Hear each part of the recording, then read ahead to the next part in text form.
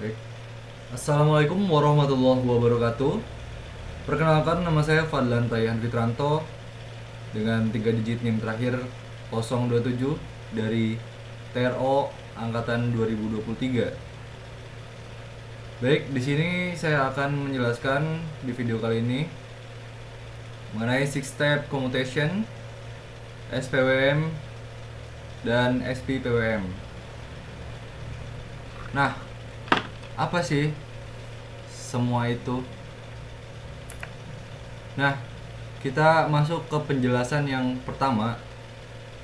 Jadi, pada six step commutation ini merupakan metode pengendalian inverter yang paling sederhana, di mana saklar daya itu dikomutasikan dalam 6 kondisi diskrit dalam satu periode listrik. Tegangan keluaran yang dihasilkan berbentuk gelombang bertingkat atau quasi square wave dengan kandungan harmonik yang relatif tinggi. Meskipun demikian, metode ini memiliki keunggulan dalam kemudahan implementasi serta rendahnya rugi switching, efisiensi yang cukup baik terutama pada aplikasi daya menengah hingga tinggi, di mana kompleksitas sistem itu perlu ditingkatkan atau ditekankan. Jadi bisa dilihat di sini, six step commutation ini umumnya memiliki 3 fasa A, B, dan C. Nah, setiap fasa ini secara bergantian akan naik dan turun seiring berputarnya motor itu. Jadi bisa dilihat di sini bahwa di six step commutation ini memiliki 6 sektor seperti namanya, dimana di sektor yang pertama, sektor yang ke-0 berarti yang naik adalah fasa yang A, B itu 0, dan C itu 1. Berarti yang berlogikakan bahwa 0 itu adalah 101. Begitu juga selanjutnya 101. Jadi yang berfungsi adalah fasa masih A dan C. Lalu kemudian ini kan dalam kondisi 1. Kondisi 2-nya gimana? Dia berlogikakan 110 di pada step kedua. Step ketiga gimana? Dia berlogikakan 010. Seperti itu cara membaca grafik dari six step commutation. Baik, selanjutnya kita lanjut ke SPWM. Seperti yang sudah dijelaskan sebelumnya di video yang sebelumnya, dimana SPWM ini tadinya adalah PWM biasa, namun terjadi rekayasa di situ untuk menyetarakan frekuensinya sama dengan referensinya, yaitu gelombang sinusoidal, di mana di sini memainkan PWM forward dan reverse. Nah, SPWM adalah metode modulasi PWM yang bekerja dengan membandingkan sinyal referensi berbentuk segitiga berfrekuensi tinggi untuk menghasilkan pola switching Teknik ini mampu menghasilkan komponen fundamental tegangan yang mendekati bentuk sinus, sehingga menghasilkan distorsi harmonik yang lebih rendah dibandingkan dengan metode six step. Khususnya setelah sinyal keluaran melewati filter LC, SPWM banyak digunakan karena konsepnya yang intuitif, mudah diterapkan, serta memberikan keseimbangan, kestabilan antara kualitas gelombang keluaran dan tingkat kompleksitas sistem. Jadi ini levelnya menengah gitu dibanding six step commutation yang paling sederhana tadi. Baik, kita lanjut untuk penjelasannya di SVPWM. SVPWM itu apa sih, guys? SVPWM itu singkatan dari Space Vector plus Width Modulation, di mana metode modulasi yang didasarkan pada representasi vektor pada tegangan inverter di dalam bidang ruang atau yang disebut dengan space vector, dengan memanfaatkan kombinasi vektor aktif dan vektor nol secara optimal. Maka SVPWM dapat meningkatkan pemanfaatan tegangan decelling menggunakan total harmonic distortion atau THD, serta menghasilkan performa yang lebih baik dibanding SPWM. Namun, metode ini memiliki tingkat kompleksitas algoritma yang lebih tinggi dan memerlukan kemampuan komputasi yang lebih besar, sehingga umumnya diterapkan pada sistem penggerak motor dan inverter yang berkebutuhan performa tinggi. Untuk memahami lebih lanjut, SVPWM ini akan bergrafik seperti ini, di mana dia menggambarkan suatu vektor dengan vektor di garis tengahnya itu dengan gambar segitiga, dimana untuk grafiknya ini pada PWM digambarkan seperti ini. Untuk yang posisi 0 itu 0 semua, posisi 1 dia 001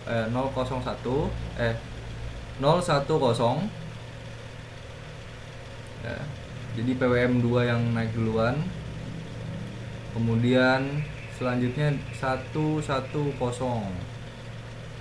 110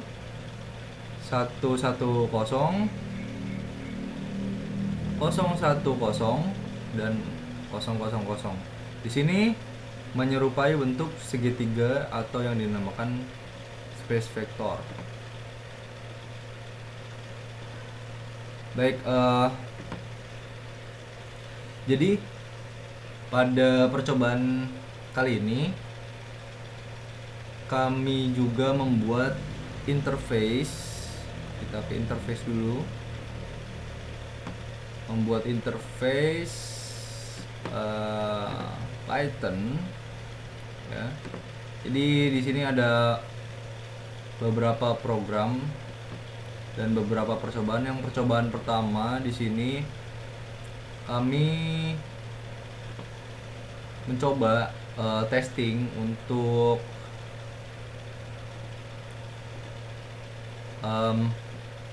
blue pill STM32 blue pill. Di sini untuk di sini kita bisa lihat di main CCP untuk sekedar kedip di digital write-nya di PC13 low, lalu PC13 high. Kita menggunakan pin digital 13. Namun yang perlu di highlight di sini adalah penggunaan program upload flag di sini, dikarenakan untuk board mikrokontrolernya menggunakan yang kurang asli, bukan dari settingan pabrik, maka untuk mengaktifasinya diperlukan logika upload flag ini. Lalu kita ke program selanjutnya, yaitu menyalakan blink ESC. Di sini adalah STM32 yang versi pabrikan atau versi ori, dimana kita menggunakan program di sini seperti ini. Untuk pin digitalnya kita menggunakan pin 15, dan kita bisa lihat di sini kalau misal tidak kalau misal ini board mikrokontrolernya adalah yang asli pabrikan atau tidak KW, di sini tidak perlu menambahkan apapun, tapi saya menambahkan program ini untuk jaga-jaga saja. Jika ketika board STM32 ini tiba-tiba error seperti itu. Lalu kita masuk ke program BLDC-nya saja. Pada program BLDC ini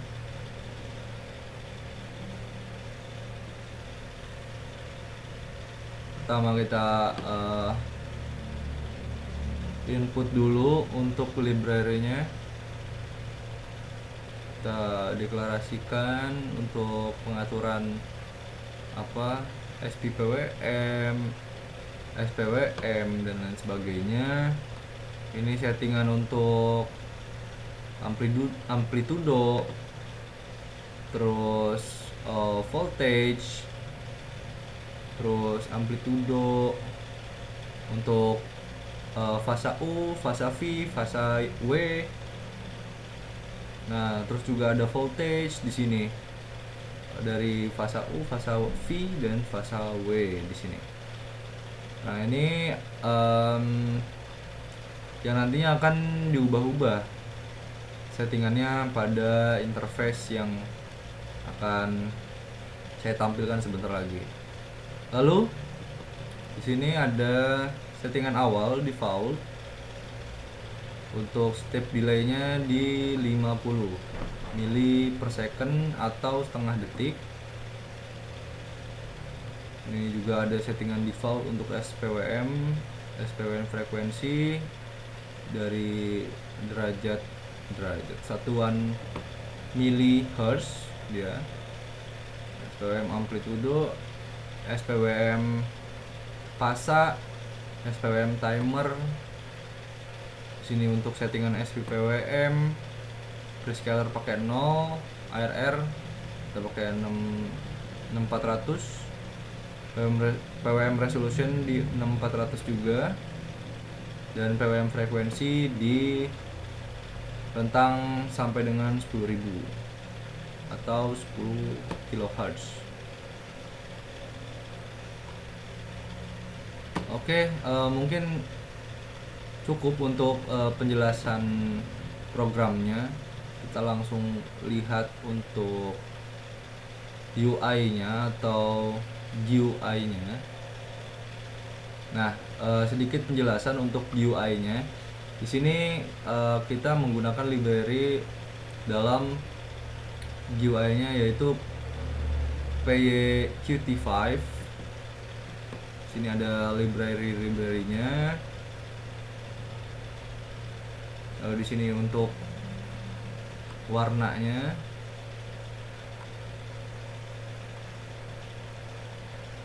setting warna, setting background gitu.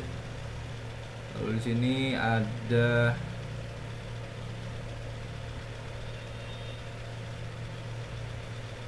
setting kontrolnya, logika dalam kontrolnya.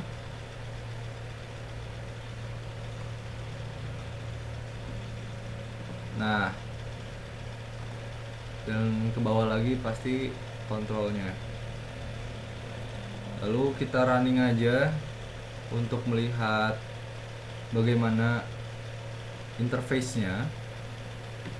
Nah, interface-nya akan seperti ini. Jadi di sini terdapat waveform atau yang bisa kita tahu di sini adalah grafik dari ampere per waktu. Lalu di sini juga ada voltage Hall atau voltage dari sensor Hall-nya itu. Di sini grafik dari voltage-nya per waktunya.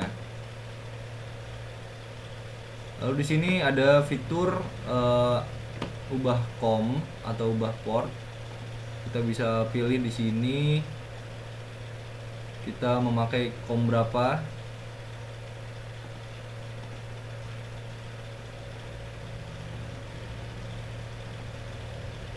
Nah, kita juga bisa men-scan langsung kalau kita tuh memakai COM berapa gitu. Tadi saya sudah pindahkan ke COM 13.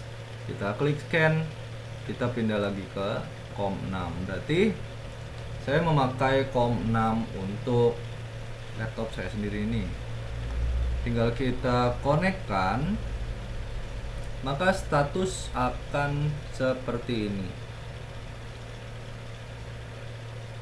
Kalau untuk memilih mode, kita bisa pilih di sini. Yang pertama coba kita mode 6 step.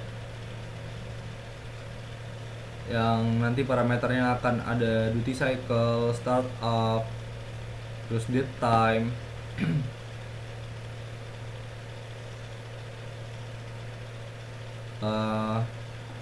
Lalu jika udah, misal untuk setting parameternya di sini kita bisa start motor, nantinya motor akan bekerja. Jika sudah, kita bisa stop motornya, ganti modenya, setting frekuensinya, misal start motor, motor akan bekerja, setting frekuensinya, setting ampernya bisa. Nah, untuk SPWM ini terdapat dua parameter, yaitu frekuensi dan amplitudo. Kita stop motornya, kita ganti modenya, kita start motornya, lalu kita ubah-ubah frekuensinya atau parameter-parameter di sini, yaitu untuk SPPWM atau Space Vector Pulse Width Modulation. Di sini terdapat frekuensi, terus ada modulasi dan VD dan VQ.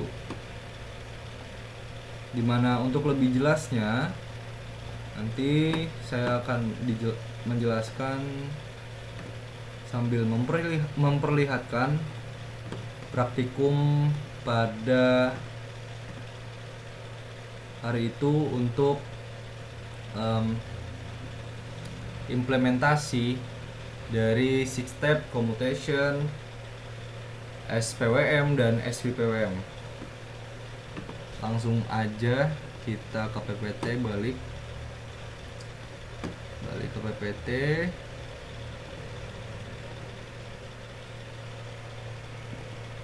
Jadi kita ke percobaan pertama dulu, dimana untuk tes dimana STM ini bekerja atau tidak.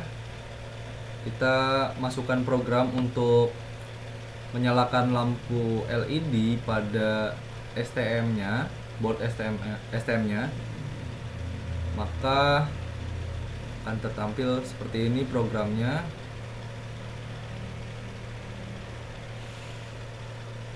Jadi untuk delay di 0,2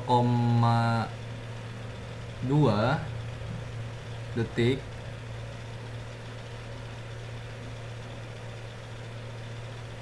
Untuk pinnya kita pakai di pin 13. untuk LED-nya. Ya, nanti kita lihat hasilnya. Nah, LED akan berkedip selama 0,2 detik.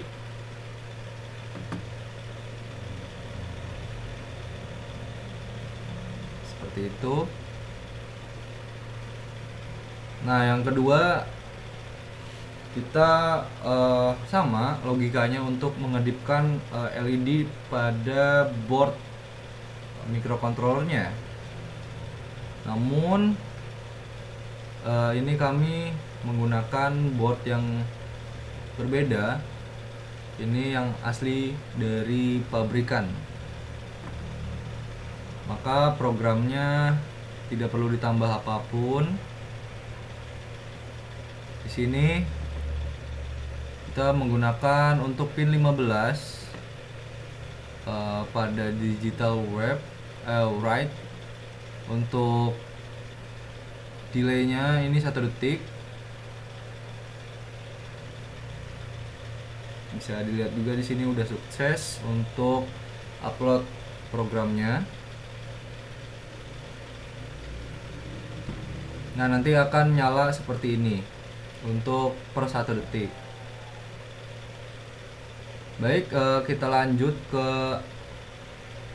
percobaan yang pertama, yaitu 6-step commutation, di mana variabelnya yang terdapat di sini yaitu duty cycle, terus ada startup, dead time. Nah, duty cycle ini sedikit penjelasan dalam praktikumnya ini, yaitu adalah besar kecilnya tegangan yang diberikan ke motor BLDC sehingga membuat arus fasa meningkat dan torsi juga akan meningkat, dimana kecepatan motor BLDC ini akan terus meningkat jika terus ditambahkan frekuensi duty cycle-nya. Ini kita ubah dari segi dead time-nya. Dead time-nya itu adalah jeda antar sensor halnya, sehingga untuk mencegah dari kepanasan drivernya dan juga mencegah short antar fasanya. Namun jika dead time ini terlalu banyak digunakan nilainya, maka akan terjadi distorsi seperti yang bisa dilihat di sini, merah-merah ini atau yang bawah ini. Terjadi distorsi yang besar jika terus ditambahkan gitu dead time-nya. Lalu untuk nilai startup di sini bisa dilihat juga. Untuk startup yang lebih besar, maka untuk starting motornya akan lebih halus. Seperti itu. Kita lanjut lagi ke percobaan yang kedua, yaitu SPWM atau singkatan dari sinusoidal pulse width modulation di sini. Yang dimana kita mempunyai 2 parameter. Yang pertama yaitu frekuensi dan amplitudo. Sama seperti sebelumnya, yaitu frekuensi ini adalah berfungsi untuk menentukan seberapa banyak gelombang per satuan waktu, dimana banyaknya gelombang ini akan berimplikasi pada kecepatan motor.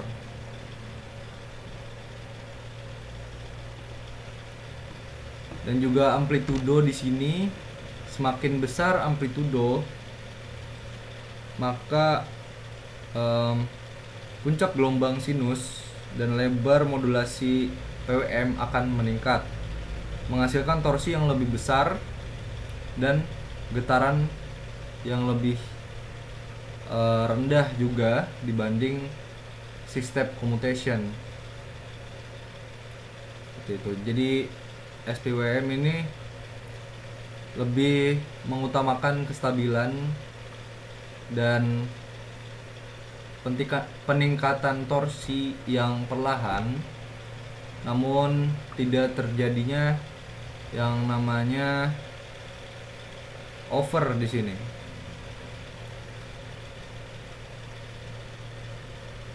Maka bisa disimpulkan bahwa untuk semakin tingginya amplitudo, maka semakin besar getaran yang dihasilkan karena torsi yang akan ikut meningkat jika amplitudonya ditingkatkan. Namun perlu dicatat bahwa SPWM dalam peningkatan amplitudonya belum lebih parah daripada metode six-step commutation dalam peningkatan getarannya pada frekuensi tertentu.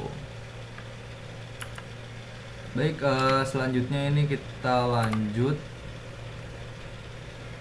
ke percobaan SVPWM, yaitu singkatan dari Space Vector Pulse Width Modulation. Nah, space vector ini mempunyai beberapa parameter dalam pengontrolannya. Memang sedikit lebih rumit dibanding metode-metode sebelumnya. Dan yang pertama, SPPWM ini memiliki parameter frekuensi yang dimana adalah gambaran dari kecepatan rotasi vektor yang secara langsung ini menentukan kecepatan motor. Lalu di sini juga terdapat persentase modulasi pada nilai tinggi memungkinkan torsi maksimum dengan efisiensi yang lebih baik.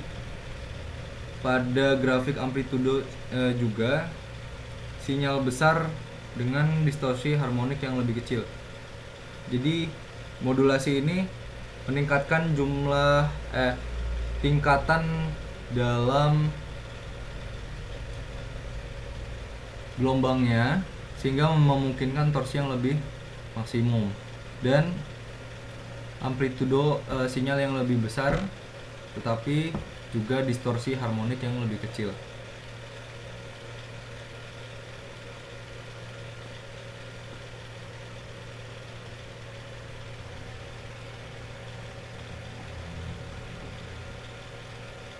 Jadi bisa dilihat juga di sini VD-nya ini kita biarkan 0 karena di sini adalah VD itu untuk mengatur tegangan pada sumbu flux pada motor BLDC-nya.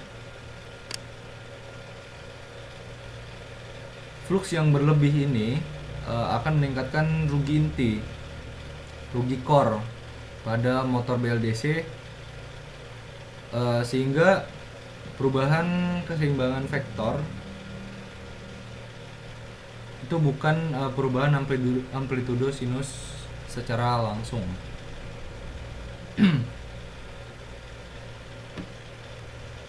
Makanya VD ini dijaga agar tetap kecil nilainya, bahkan kalau bisa di nolin. Nah, untuk VQ di sini kita coba tingkatkan.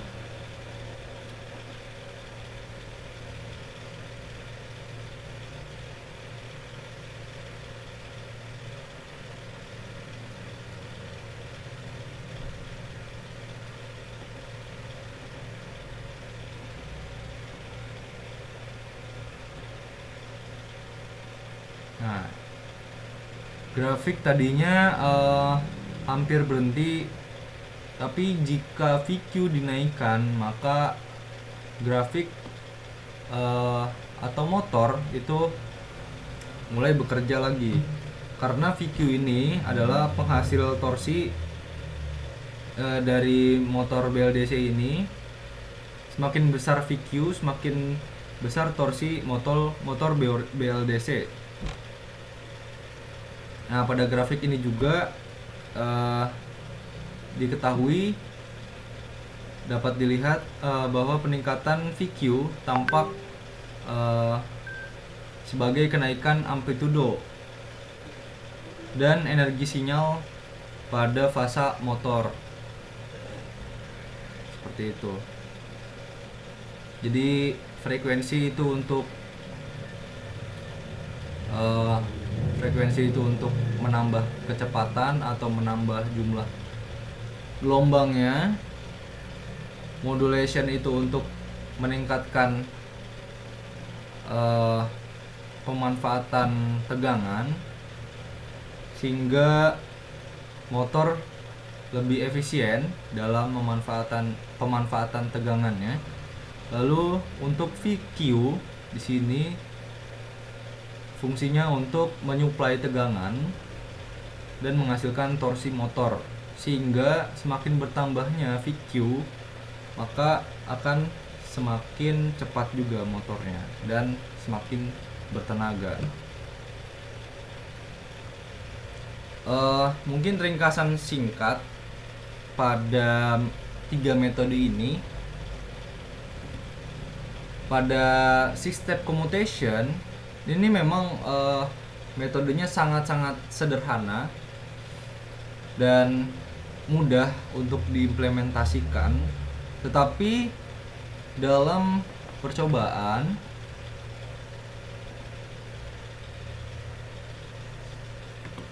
bahkan banyak menghasilkan ripple tegangan dan torsi besar pada BLDC. Bisa dilihat di sini yang merah-merah ini. Sehingga membuat motor tidak lebih cepat atau lebih efisien dari metode-metode yang lainnya.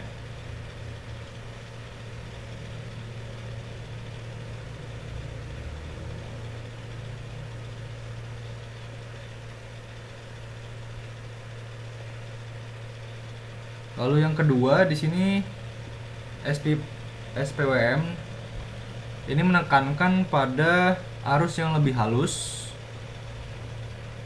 dan torsi yang lebih stabil.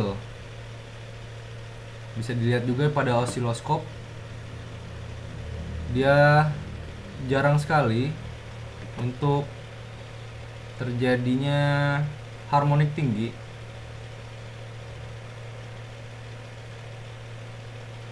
Dan memang SPWM ini metode yang lebih menekankan pada arus yang lebih halus dan torsi yang lebih stabil, bukan kecepatan. Lalu di SPWM ini memberikan performa yang lebih baik dibanding dua metode sebelumnya, dengan efisiensi pada BLDC yang cukup tinggi, distorsi yang rendah, dan kontrol torsi yang lebih presisi. Namun memang ada harga yang harus dibayar, yaitu kontrol dari SPWM ini lebih rumit daripada kontrol untuk dua metode sebelumnya. Ya, review singkat aja dari saya tadi. Mungkin seperti itu aja untuk penjelasan saya pada pertemuan kali ini, pada video kali ini. Kurang lebihnya mohon maaf. Wassalamualaikum warahmatullahi wabarakatuh. Dari Otomasi Membangun Negeri. Thank you guys.